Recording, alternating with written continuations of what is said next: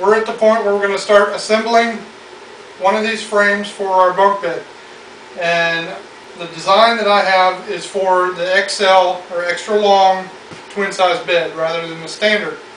So our bed rails need to be cut at 86 inches long, and then the width is the same as a standard bed. So these are cut at 41, so we come out with the right width. These are the side pieces, or the head and footboard pieces of the bed frame.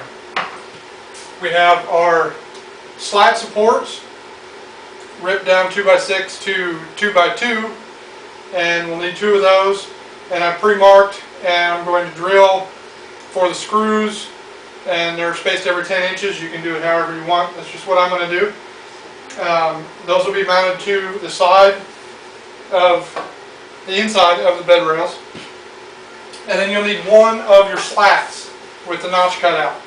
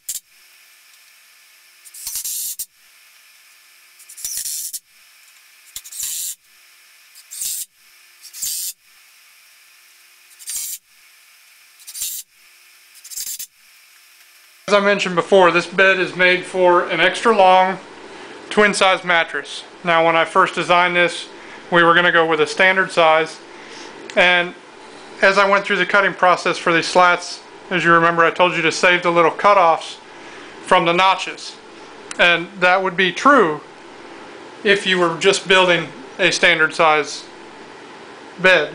With this being the XL, your slat spacing will not be just the width of the 2x4. It's going to be 10 inches on center off of the middle slat. So you need to account for that, and in this case you didn't need to save those cutoffs. So space them out evenly. What I did is I put my first slat, the headboard and the footboard, right up against the 2x6, and then spaced the 3 individual ones in the middle evenly across that span on both sides of the halfway.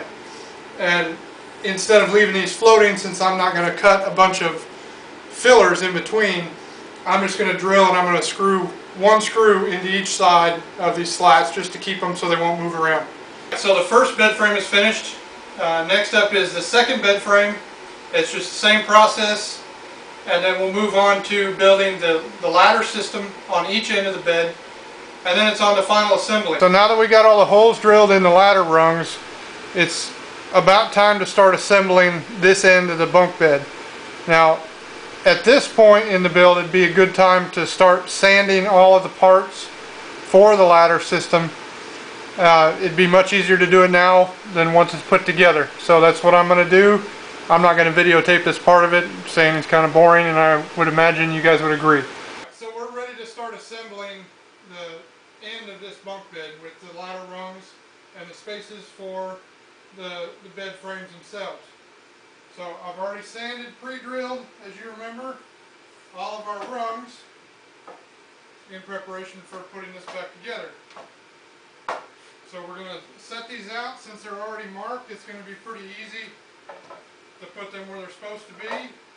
And we'll make sure they're all square. And we'll screw them down one side at a time. So I'll probably start on this side and then move on to the other side. But it's important that you keep everything square when you get to this point, so that your bed doesn't have an uneven footprint.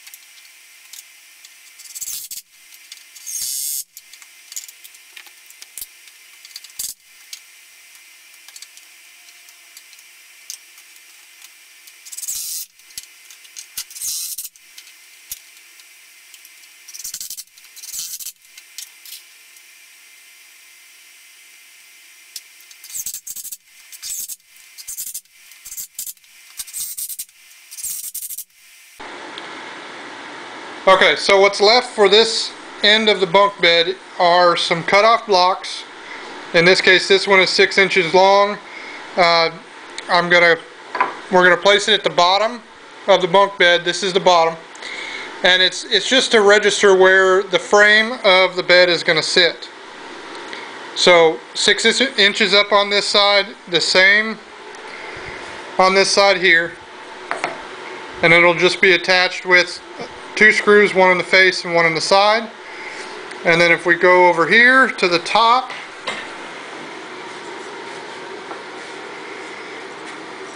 we have a 5-inch block, since that's how it's supposed to be spaced from the top, or the ladder rung right below the bed frame. So we'll rest the bed frame right up against here, and we have another one on the opposing side.